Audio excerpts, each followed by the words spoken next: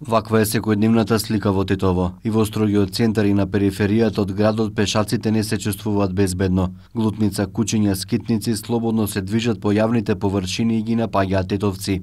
Според евиденцијата на здравствените институции, граѓаните речиси секој ден бараат лекарска помош поради каснување од куќе бездомник. Бројката е многу поголема ако се земе предвид дека дел од граѓаните не ги пријавуваат сите напади од овие незгрижени животни. Жител на Тетово пред нашата камера раскажа како бил нападнат и искасан од куќе во близина на железничката станица. Идев дека и железничка станица и одеднаш две куќи ми се пушти на кај мене. И едното ме укаса. Тоа беше. Се обративте за помош? Не, нема потреба. Граѓаните бараат општинските власти што поскоро да ги згрижат кучињата во стационар како што е пропишано со закон.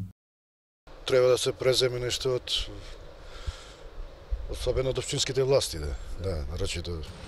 Треба општината да зема нека обврска да направи нешто за нив. Би било добро. Ама треба да е стационар да има, да се среда кучиња.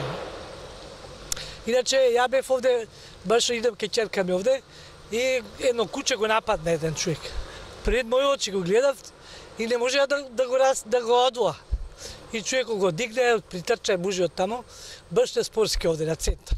Од општина Тетово велат дека планираат да изградат стационар за згрижување на кучињата скитници, со кој би управувало јавното комунално предпријатие Тетово. На следната седница на Совет на општина Тетово, која ќе биде закажана, се очекува да се усвои предлог за изградба на стационар, со што ќе започнат и процедурите за изнаоѓање на локација за изградба на овој стационар и третирање на кучињата скитници во градот, соопшти од општина Тетово. Инаку општинските власти во неколку наврати ветиле дека од општинскиот буџет ќе издвојат пари за згрижување на кучињата скитници, но досега на терен од ветеното нема ништо реализирано.